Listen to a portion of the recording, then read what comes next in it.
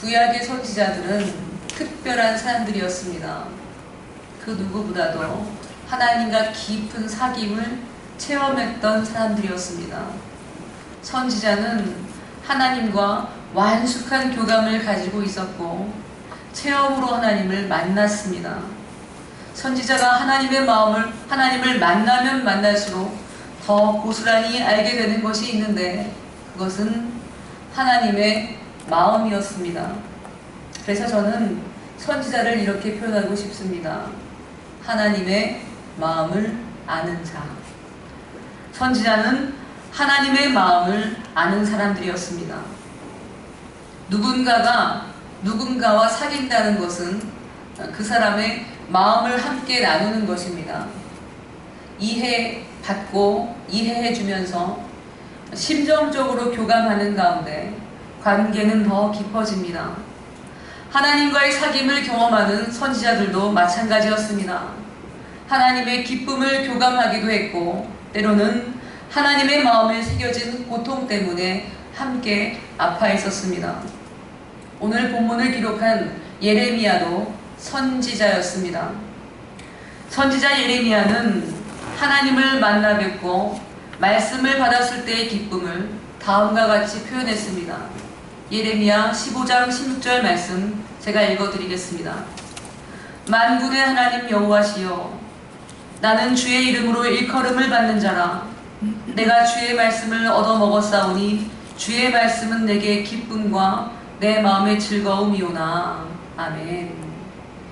예레미야가 하나님을 만나고 하나님의 말씀을 받았을 때 그 기쁨은 마치 혼인한 신부와 같았던 것 같습니다. 방금 제가 읽어드린 말씀 중에서 하나님의 이름으로 일컬음을 받았다라는 표현이 있는데 누군가의 이름으로 불린다는 말은 그 사람과 약혼을 했다는 뜻입니다. 누군가의 이름으로 불리기를 원한다, 그 말은 약혼하고 싶습니다, 그런 말입니다. 예레미야는 자신이 하나님의 이름으로 불렸다고 말함으로써 하나님과 만났을 때 마치 혼인한 것 같은 기쁨을 느꼈다고 표현한 것입니다. 예레미야가 느낀 그 기쁨은 하나님의 기쁨이었습니다. 예레미야가 하나님의 말씀을 받은 그날 하나님은 너무나 기쁘셨습니다. 그 하나님의 기쁨이 예레미야에게 고스란히 전달된 것입니다. 사랑하는 여러분, 하나님이 우리를 구원하시고 자녀로 삼으셨을 때에 얼마나 기뻐하셨을까요? 한번 생각해 보십시오. 너무나 기쁘셨을 것입니다. 마치 신부를 데려오는 신랑과 같이 기쁘셨을 것입니다. 우리가 하나님을 모르고 방황하고 있을 때에 하나님은 우리가 언젠가는 하나님과 사귀게 될 그날을 기대하면서 오래 참으셨습니다. 마침내 예수님을 믿고 자녀가 되었을 때 기뻐하셨습니다. 아직 기도도 서툴고 모든 게 서툴러서 부족하지만 그래도 마냥 예쁘셨습니다. 그렇게 작은 아이 같았던 우리가 점점 장성해서 어느 날 하나님 아버지와 마음을 나누기 시작했을 때 하나님의 기쁨은 너무나 크셨을 것입니다. 그 하나님의 기쁨을 한번 묵상해 보시기를 바랍니다. 그 기쁨이 마치 혼인잔치의 신랑과 같았다는 말씀입니다. 하나님의 마음을 안다는 것은 영혼의 복입니다. 믿으시기를 바랍니다. 하나님의 마음을 알면 하나님이 원하시는 것이 무엇인지를 압니다. 하나님이 역겨워하시고 아파하시는 것이 무엇인지도 압니다. 그래서 그것을 피하게 됩니다. 하나님의 마음을 안다는 것은 하나님과 함께 살아낸다는 것입니다. 하나님과 함께 살며 자발적으로 하나님이 원하시는 그 일을 이루어 드리는 것입니다. 그래서 하나님의 마음을 안다는 것이 참으로 복이라는 말씀입니다. 저는 여기 계신 모든 분들이 하나님의 마음을 아는 복이 있으시기를 예수님의 이름으로 소원합니다. 사랑하는 여러분, 그렇다고 해서요, 하나님의 마음을 아는 것이 항상 신혼의 단꿈과 같이 즐겁기만 한 것은 아닙니다. 사실 하나님의 마음을 알아간다는 것은 고통일 때도 많이 있습니다. 하나님의 마음을 안다는 것은 이 세상에 만연한 악의 쓴맛을 느낀다는 것입니다. 너무나 무자비하고 잔혹한 인간 세상의 단면을 더 고스란히 느끼는 것입니다. 그래서요, 하나님은 사랑하며 택한 선지자들에게 특별한 경험을 허락하시기도 하십니다. 예레미야 13장에는 하나님께서 예레미야에게 특별한 일을 시키시는 장면이 나옵니다. 하나님께서는 예레미야에게 배띠를 사서 허리에 두르라고 말씀하셨습니다. 띠라고는 하지만 사실 허벅지까지 내려오는 잠방이와 같은 것입니다. 배로 된 잠방이를 허리에 둘러 입으라고 말씀하신 것입니다. 예레미야는 하나님이 말씀하신 대로 한동안 배로 된 띠를 허리에 두르고 있었습니다. 그런 일이 있은 후에 하나님은 다시 예레미야를 불러서 말씀하셨습니다. 그 배로 된 띠를 두른 채 유브라데 물가로 가서 바위 틈에 그 띠를 풀러서 넣어라, 이렇게 말씀하셨습니다. 예레미야는 하나님이 말씀하신 대로 두르고 있던 그 띠를 가지고 유브라데 물가에 있는 바위 틈에 그 허리띠를 감춰두고 돌아왔습니다.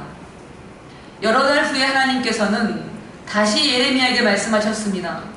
그 유브라데 물가 바위 틈에 감춰뒀던 그 띠를 도로 가져오라고 하셨습니다. 예레미야가 유브라데 바위 틈에 가보니까 그 배띠는 벌써 썩어서 쓸 수가 없는 상태가 되어 있었습니다. 그때 하나님이 예레미야에게 말씀하셨습니다. 예레미야 13장 9절부터 11절 말씀을 제가 읽어드리겠습니다. 찾아보실 분들은 구약 1071조 예레미야 13장 9절부터 11절까지의 말씀입니다. 여호와께서 이와 같이 말씀하시니라. 내가 유다의 교만과 예루살렘의 큰 교만을 이같이 썩게 하리라. 이 악한 백성이 내 말 듣기를 거절하고 그 마음에 완악한 대로 행하며 다른 신들을 따라 그를 섬기며 그에게 절하니 그들이 이 띠가 쓸 수 없음 같이 되리라. 여호와의 말씀이니라. 띠가 사람의 허리에 속함같이 내가 이스라엘 온 집과 유다 온 집으로 내게 속하게 하여 그들로 내 백성이 되게 하며 내 이름과 명예와 영광이 되게 하려 하였으나 그들이 듣지 아니하였느니라. 아멘.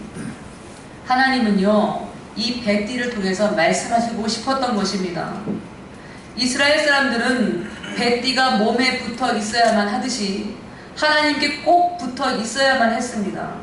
그럴 때 이스라엘 사람들은 하나님의 백성으로서 하나님의 영광이 되는 것입니다. 그런데 이스라엘 사람들이 교만해져서 하나님을 떠났기 때문에 이 배띠가 썩듯이 곧 이스라엘도 썩을 것이라고 경고하신 것입니다. 그런데요, 왜 하나님께서는 굳이 예레미야가 그 배띠를 띠고 그런 모든 과정을 체험하게 하셨을까요? 굳이 그런 체험이 없어도 말씀만 하셨어도 분명히 하나님의 뜻을 전하실 수 있었을 텐데 하나님께서는 예레미야가 그 과정을 온몸으로 겪게 하셨습니다. 왜 그러냐면 하나님의 말씀은 하나님의 마음을 알면서 선포해야 되기 때문입니다. 선지자의 말씀이 참되고 이스라엘 백성의 심령을 때리는 능력이 되는 이유는 선지자가 하나님의 마음을 투영해서 하나님의 말씀을 전하기 때문입니다. 예레미야는 배띠가 썩는 과정을 체험하면서 그 말씀에 진실을 담았습니다. 하나님의 말씀은 곧 하나님의 인격입니다. 하나님의 마음이 담기지 않는 말씀은 말씀이 될 수가 없습니다. 예레미야는 실제로 배띠를 허리에 두르고 있는 경험을 통해서 정말 하나님 아버지께 이렇게 꼭 밀착되어야 되는 것이구나 라는 것을 배웠습니다. 또 배띠가 썩는 과정을 겪으면서 이스라엘의 교만이 그 배띠보다 더 역겹고 더럽고 썩었다는 것을 깨닫고 하나님의 분노를 느끼며 그 말씀 속에 그 분노를 담아냈습니다. 사랑하는 여러분, 오늘날 우리 크리스찬들이 능력이 없는 이유가 뭘까요? 우리가 하는 말에 진심이 없기 때문입니다. 공허한 문구에 불과할 때가 많기 때문입니다. 우리가 전하는 전도가 왜 힘이 없는 줄 아십니까? 우리의 삶에 하나님을 아는 것이 없기 때문입니다. 하나님의 마음을 알지 못하기 때문입니다. 우리가 얼마나 노력하며 살았습니까? 올바르게 살기 위해서 얼마나 몸부림치셨습니까? 세상은 몰인정합니다. 가진 사람이 있으면 상대적으로 못 가진 사람들이 생기게 마련입니다. 우리가 얼마나 약한 사람을 배려하지 못했는가 아파해 본 적이 있으십니까? 우리는 하나님 마음에는 관심이 없습니다. 내 앞의 현실과 내 상황만이 관심입니다. 내가 잘 되는 일에만 관심이 있습니다. 내 미래, 내 자녀, 앞길이 어떻게 열릴까? 여기에 관심이 있지. 하나님의 마음과 고통에는 관심이 없다는 말씀입니다. 그래서 믿는 자에게, 교회에게 능력이 없습니다. 오늘 본문은 하나님께서 유다 왕 여호야김 왕에게 분노하시는 장면입니다. 본문의 배경은 남유다가 멸망을 당하기 직전의 일인데 당시의 남유다는 여호야김 왕이 다스리고 있었습니다. 예레미야는 이스라엘이 바벨론에게 항복해야 된다고 그렇게 말씀을 전했습니다. 왜냐하면 하나님께서 바벨론을 통해서 이스라엘 백성을 심판하기로 작정하셨기 때문입니다. 예레미야가 바벨론에게 항복하라고 권한 것은 하나님의 계획을 깨닫고 받아들이라는 것이었습니다. 남유다는 이제 자숙하며 하나님의 처분을 기다려야만 합니다.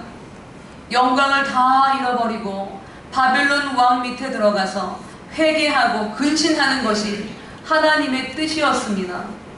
하나님 아버지의 분노가 이제 막 쏟아지려고 하고 있었습니다. 그럼에도 불구하고 사람들은 예레미야가 선포하는 하나님의 말씀에는 관심이 없었습니다. 하나님의 마음엔 전혀 관심이 없습니다. 여전히 기득권을 놓치고 싶지 않았습니다. 여전히 욕심을 차리려는 마음 때문에 항복을 권유하는 예레미야한테 매국노라는 딱지를 붙이고 웅덩이 속에서 굶어 죽어가도록 학대했습니다.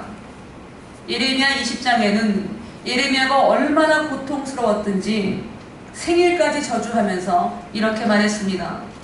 어찌하여 내가 태에서 나와서 고생과 슬픔을 보며 나의 날을 부끄러움으로 보내는고. 예레미야가 겪는 고통은요, 하나님 아버지의 고통이었습니다. 매국노로 낙인 딱 찍히고 학대당하는 예레미야의 고통은 그렇게 사랑했던 백성에게 배신당한 하나님의 그 고통을 그대로 투영했다는 것입니다. 예레미야 2장 5절에는 하나님께서 얼마나 고통 가운데 계시는지 이렇게 표현했습니다. 나 여호와가 이와 같이 말하노라. 너희 조상들이 내게서 무슨 불의함을 보았기에 나를 멀리하고 가서 헛된 것을 따라 헛되이 행하였느냐. 이 말을 쉽게 말하면 무슨 뜻일까요? 나 여호와가 말한다.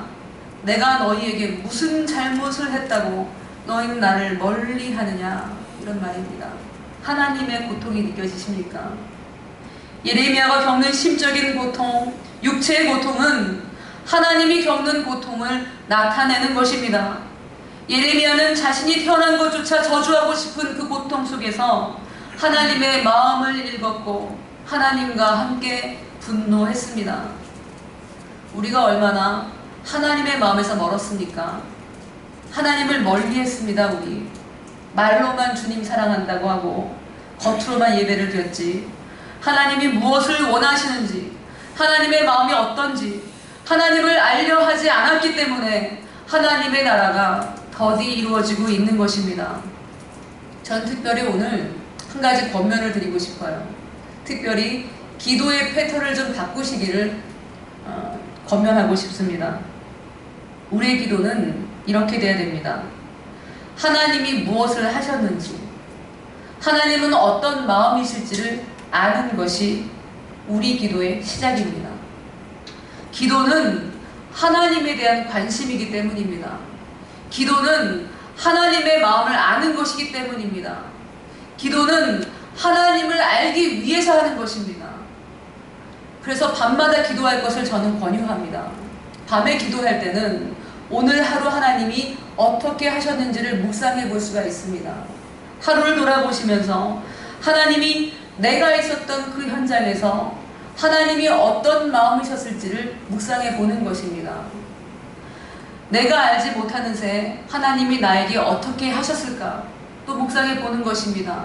주님이 주신 복은 무엇이었는지 묵상해 보는 것입니다.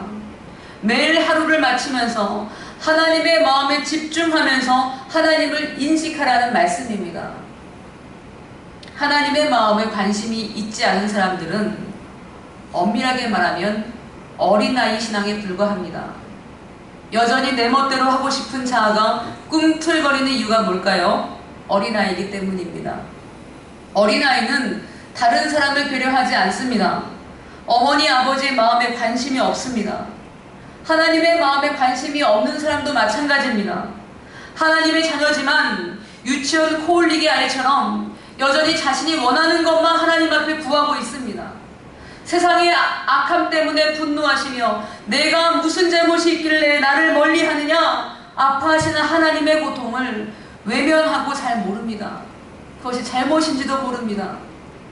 본문은 회개할 줄 모르는 이스라엘 왕 여호야김을 향한 하나님의 분노를 표현한 것입니다. 오늘 본문을 잘 보시겠습니다. 13절부터 15절까지 말씀을 그냥 읽으면 뉘앙스가 잘 안 사니까요. 제가 뉘앙스를 살려서 우리말로 제가 읽어보겠습니다. 부정한 수법으로 궁전을 짓고 갈취한 돈으로 누각을 짓는 이 몹쓸 놈아, 동족에게 일을 지키고도 품삯도 주지 않느냐? 더 넓은 집을 지어야지, 누각을 크게 꾸며야지 하면서 최고급 백향목으로 창문을 만들고 요란하게 간청까지 칠했구나. 백향목을 앞만 많이 써보아라. 그런다고 왕노릇 다 하는 것 같으냐? 하나님 이렇게 말씀하신 것입니다. 여호야김 왕은 그저 넓은 궁전, 누각을 크게 꾸밀 생각밖에 없었다고 말합니다. 백향목으로 창문 만들고 요란하게 꾸미는 모든 일들이 결국 백성의 돈을 갈취한 것입니다. 하나님이 말씀하십니다. 이 몹쓸 놈아, 이 몹쓸 놈아. 예수님이 바리새인과 서기관에게 뭐라고 말씀하셨죠? 화 있을진저, 화 있을진저, 이 몹쓸 놈아.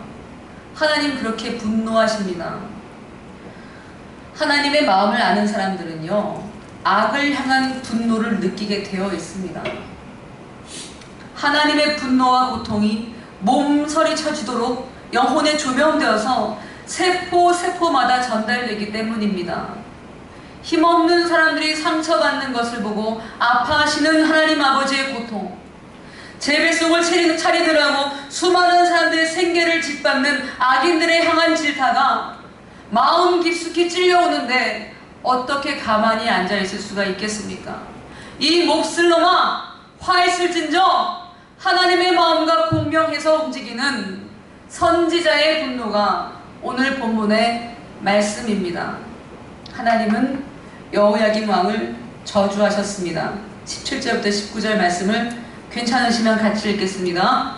그러나 내 두 눈과 마음은 탐욕과 무죄한 피를 흘림과 압박과 포악을 행하려 할 뿐이니라. 그러므로 여호와께서 유다의 왕 요시야의 아들 여호야김에게 대하여 이와 같이 말씀하시니라. 무리가 그를 위하여 슬프다 내 형제여, 슬프다 내 자매여 하며 통곡하지 아니할 것이며, 그를 위하여 슬프다 주여, 슬프다 그 영광이여 하며 통곡하지도 아니할 것이라. 그가 끌려 예루살렘 문 밖에 던져지고 나귀같이 매장함을 당하리라. 아멘. 여호야김 왕이 죽었을 때 아무도 슬퍼하지 않을 것이라고 기록되어 있습니다. 19절에서 나귀같이 매장된다, 이 말은 장례를 전혀 치르지 않았다는 말입니다. 열왕기하 24장 6절 말씀을 보면 다른 왕들은 장례를 치렀는데 여호야김 왕에게서는 죽었다는 기록은 있는데 장례를 치렀다는 기록은 기록되어 있지 않습니다. 시체마저 어디가 있는지 모르는 것입니다. 하나님의 분노가 어떠한지를 보여주셨습니다. 사랑하는 여러분, 하나님을 아는 복이 있으시기를 바랍니다. 한 번 더 제가 진정으로 말씀드릴게요. 하나님을 아는 복이 있으시기를 바랍니다. 호세아 선지자는 이 백성이 하나님을 알지 못해서 망했다 이렇게 말했습니다. 여호야김 왕의 아버지는 요시야라고 하는 임금이었습니다. 요시야 왕을 잘 아실 것입니다. 그는 공의를 행했던 왕이었습니다. 오늘 본문에도 요시야 왕에 대해서 하나님이 말씀하셨는데 15절 16절에서 내 아버지라고 표현한 것이 요시야 왕입니다. 제가 읽어보겠습니다. 내가 백향목을 많이 사용하여 왕이 될 수 있겠느냐?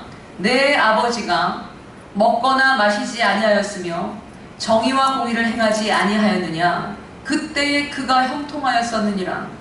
그는 가난한 자와 궁핍한 자를 변호하고 형통하였나니 이것이 나를 알미 아니냐? 나 여호와의 말씀이니라. 아멘.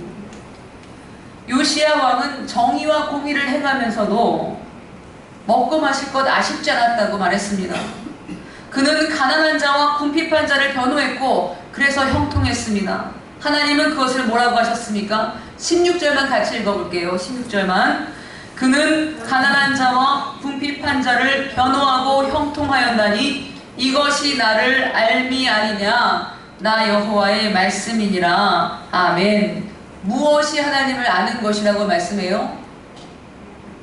가난한 자와 궁핍한 자를 변호하는 것, 이것이 나를 아는 것이다. 이렇게 이야기합니다. 내가 많이 가질수록 결핍돼서 힘든 사람들이 또 생길 수밖에 없습니다. 그것을 아는 것이 하나님 아버지를 아는 것입니다. 내게 주어진 것 중에서 하나님이 주시지 않은 것이 무엇입니까? 내 재산인 양 내 배를 위해서만 살아갑니까? 내가 가진 것이 있을수록 가난하고 궁핍한 사람들을 돌보는 것, 그것이 하나님을 아는 것입니다. 공의를 행하는 것이야말로 진실로 하나님을 아는 것입니다. 사랑하는 여러분, 부흥은 양적으로 사람이 많아지는 것이 부흥이 아닙니다. 하나님의 마음을 아는 사람들이 많아지는 것이 진정한 부흥인 줄 믿습니다. 부흥은 하나님의 마음을 아는 사람들이 많아지는 것입니다. 우리 한맥교회는 그런 교회가 되기를 소원합니다. 물론 여러분, 이기적인 욕망 가운데 있는 이 세상 속에서 정의롭게 산다는 것이 쉽지는 않습니다. 사회는 구조적으로 악합니다. 마치 악의 구조물인 것처럼 보입니다. 제가 볼 때는 한 개인이 정의롭게 산다는 것은 계란으로 바위 치는 것보다 더 어려운 일이라는 것을 제가 압니다. 그렇지만 저는 권면드리고 싶습니다. 우리가 할 수 있는 부분이 분명히 있습니다. 우리 한 사람 한 사람이 도와야 되겠다는 공감대를 만들어가는 것도 우리의 몫입니다. 하나님의 마음으로 살아갈 수 있습니다. 내가 가진 것을 족한 줄로 알고 넘치는 것은 나누어 줄 줄 아는 삶, 이것부터 시작하면 됩니다. 조금이라도 하나님이 볼 때 불쌍하게 보이는 사람에게 우리 똑같이 긍휼의 눈으로 바라보는 것, 그것부터 시작해도 됩니다. 하나님이 기뻐하시는 것을 기뻐하고 하나님이 싫어하시는 건 절대 안 하는 것, 그것으로 시작해도 됩니다. 이 세상의 모든 악을 없앱시다, 정의롭게 삽시다, 이렇게 문구를 외치지 않아도 우리가 할 수 있는 것들이 분명히 있다고 저는 믿습니다. 사랑하는 여러분, 하나님의 마음을 아는 사람들이 되시기를 바랍니다. 우리가 할 수 있는 범위 내에서 주님이 기뻐하시는 것을 하는 것이 하나님의 마음을 아는 사람들이 하는 일입니다. 때로 손해를 본다고 해도 하나님을 모르는 고통에 비하면 아무것도 아닙니다, 여러분. 아무리 불이익을 당해도 양심에 화인맞는 치명적인 영혼의 죽음보다는 낫습니다. 어떤 희생을 치르든지 하나님 아버지의 애끓는 고통에는 비교할 수가 없습니다. 사랑하는 여러분, 부디 하나님의 아픔을 아는 사람들이 되시기를 바랍니다. 말씀을 마치려고 합니다. 예레미야 1장 18절 19절에 하나님은 하나님 뜻대로 행하는 사람들에게 이렇게 말씀하셨습니다. 너를 견고한 성읍, 쇠기둥, 노선벽이 되게 하였은즉 그들이 너를 지나 너를 이기지 못하리니 이는 내가 너와 함께하여 너를 구원할 것임이니라. 여호와의 말이니라. 아멘. 하나님이 함께하시며 우리의 편이 되어 주실 것입니다. 하나님의 심장으로 사십시오. 세상이 감당할 수 없는 의로운 사람들이 되십시오. 뼛속까지 하나님을 아는 복이 여기 계신 모든 분들에게 임하시기를 예수 그리스도의 이름으로 축원드립니다. 아멘.